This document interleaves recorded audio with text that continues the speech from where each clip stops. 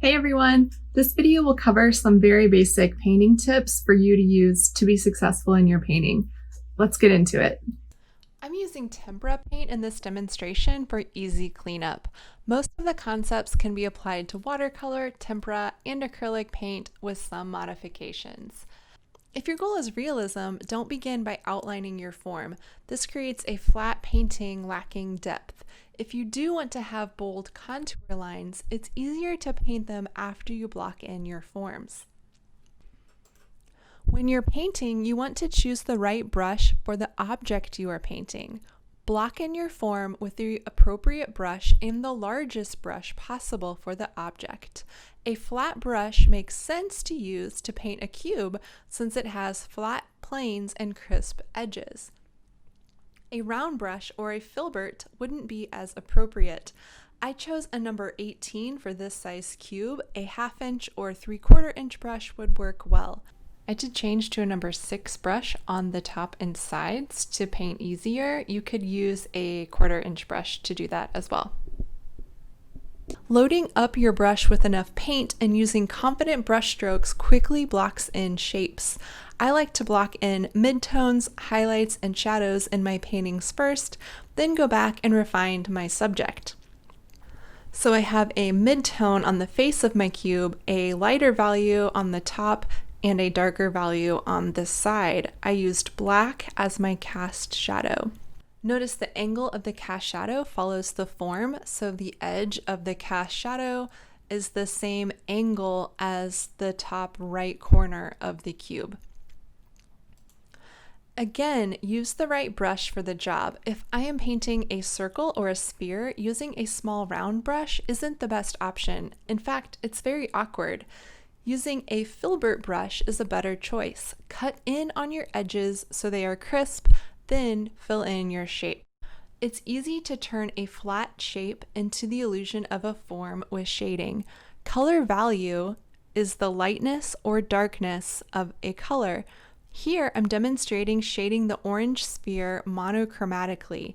Adding white creates a tint with the highlight, and adding black creates a shade for the core shadow. The core shadow is the darkest area on the sphere, but not at the very bottom edge due to reflected light. Notice that adding black into the orange makes the color muddy. I'm blending the black into the orange to create midtones and adjusting my values as needed. Using black for the cast shadow gives the illusion that the sphere is falling into a black hole. I rarely use pure black unless I'm painting an object that actually is black. Mixing complements for neutral shadows or using cool colors or tones for shadows creates more depth. That's a topic for another video. The shape of the cast shadow for a sphere is an ellipse since it's a circle turned in space. While sometimes we do want to shade monochromatically, let's look at some other options. Another way to create dimensional forms is to use analogous colors. For the orange sphere, I'll use yellow in the highlight. I could also add some white into my highlight to make it a lighter value. I use red in the core shadow and the base of the cast shadow. When you're shading with analogous colors, think about the value of the color. Yellow would be my lightest, orange would be the middle, and red would be the darker value. That's how you can create depth using analogous colors. If I'm using green, blue, and violet, green would be the lighter value, blue would be the midtone, and violet would be the darker value. Color intensity is the brightness or dullness of a color. To alter intensity, add the complementary color. Use white for the highlight. For the orange sphere, add a little bit of blue in the midtones and core shadows to create the illusion of depth. Because blue is so much darker in color value compared to orange, a little blue will make a big impact. Don't add so much blue that the sphere actually appears blue. The goal is to create a dull, less intense orange. In the cast shadow, create a neutral for the shape of the cast shadow, then apply more blue in the base of the shadow for added depth. Here I could even add a little bit more blue at the base of my shadow. Another approach is to begin with a toned ground. I'm saying toned ground, but it could be any color. It doesn't actually have to be a tone or muted color. The ground is the background. Using a color in the ground creates unity with your colors. This needs to dry, so we're going to come back to this.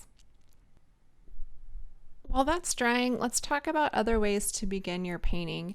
You may want to lightly draw with a 4H or HB pencil. If you are using a 4H pencil, remember to not press hard since it will create indentions in your paper or surface.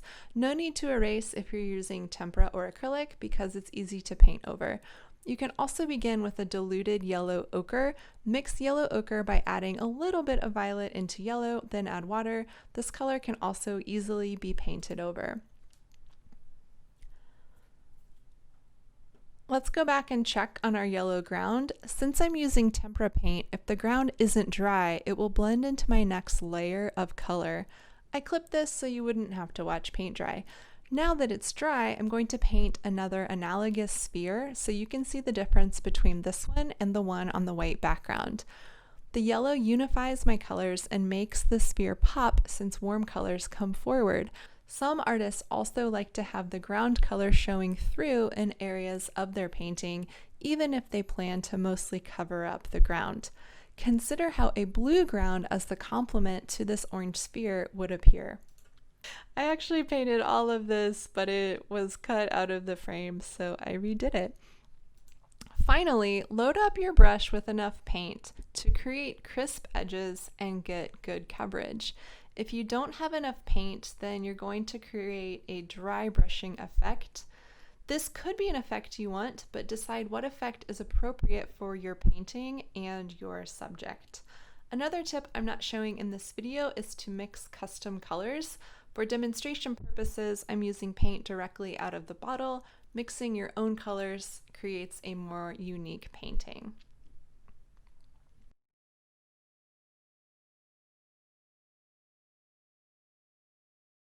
Hopefully these tips help you in your painting. As a recap, we talked about not to outline with dark, heavy paint unless your goal is to create kind of a flat painting like the Fauvists. Instead, start lightly with pencil.